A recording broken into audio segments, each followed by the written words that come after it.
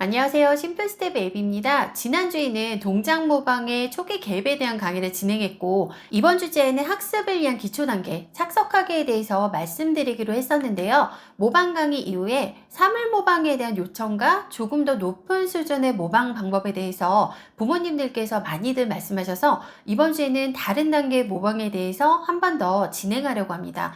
앞으로도 다양한 모방을 소개시켜 드릴 예정이지만, 이번 주에는 맞는 것과 틀린 것을 구별할 수 있는 변별 모방의 방법에 대해서 말씀드리려고 해요. 먼저 부모님들께서 아이들에게 바라는 모습을 한번 상상해 볼게요.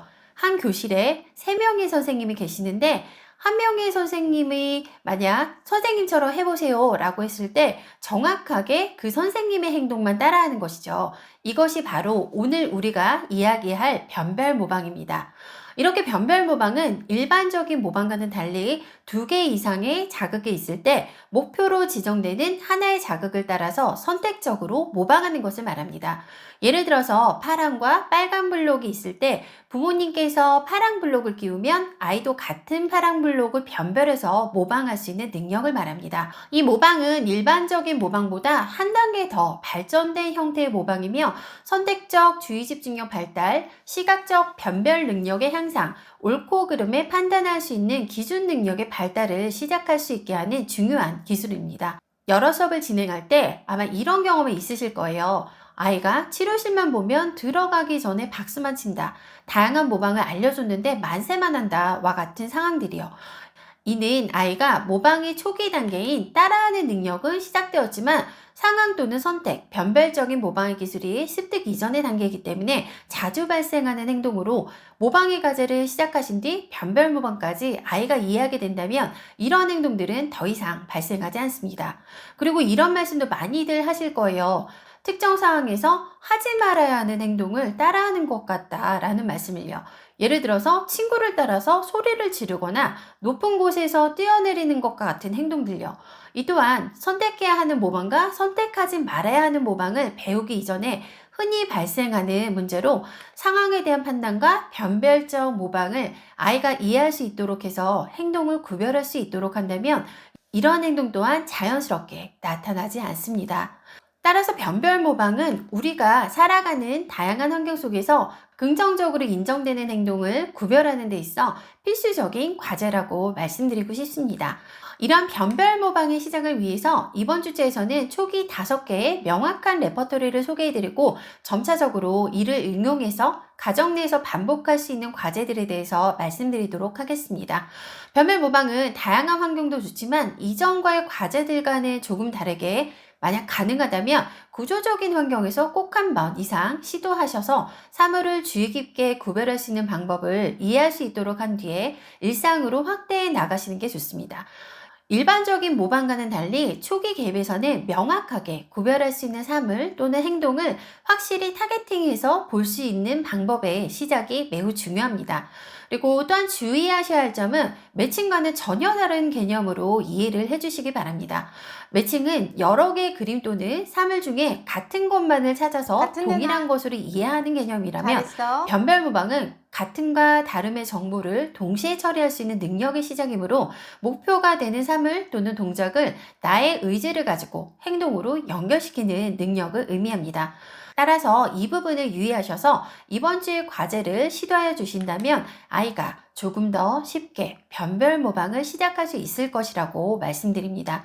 초기 변별 모방은 아이가 쉽게 접할 수 있는 사물부터 시작하며 점차적으로 행동으로도 확대합니다. 초기 변별 모방의 5개의 레파토리는 다음과 같습니다. 같은 색 블록 끼우기, 같은 색 블록 빼기, 같은 모양의 블록 넣기, 같은 사물 조작하기, 같은 모양의 피규어 조작하기입니다. 이때 주의할 점은 첫 번째, 아이의 사물 조작 능력에 따라 레퍼토리를 선택해야 합니다. 소근육이 미숙한 아이에게 연필과 가위를 놓고 가위를 선택해서 자르게 하면 안 됩니다. 두 번째, 싫어하는 사물을 목표와 함께 놓아서는 안 됩니다. 색칠하기를 굉장히 싫어하는데 색연필과 블록을 놓으면 아이는 당연히 블록만 선택하겠죠. 그리고 세 번째, 모든 사물을 선택하면 안 됩니다. 목표로 하는 하나의 사물만을 선택해서 따라해야만 합니다. 이러한 점들을 주의하신 뒤 아이가 쉽게 접근할 수 있고 흥미를 유발하는 사물을 사용하시고 그 다음에는 행동으로도 확대해 주세요. 예를 들어서 엄마와 아빠가 확실히 구분되는 의자 또는 위치에서 엄마는 만세를, 아빠는 손머리 동작을 하고 계실 때 엄마가 따라해 라고 말한 뒤 엄마의 동작만을 따라할 수 있는 것 같이 확장해 주시면 됩니다.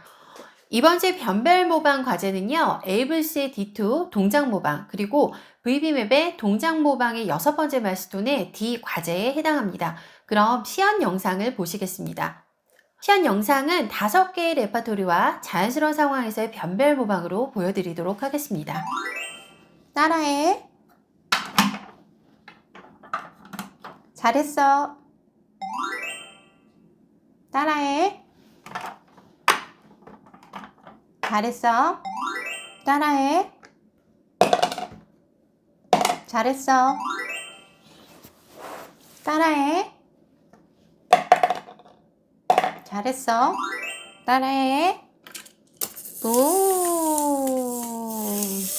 잘했어. 따라해. 냠냠.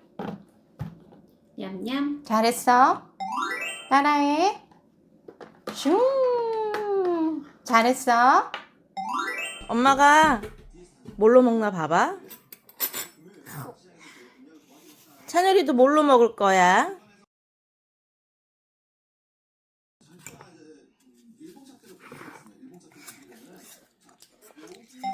똑같은 색깔 골라서 해보자. 엄마는 갈색으로 칠할래.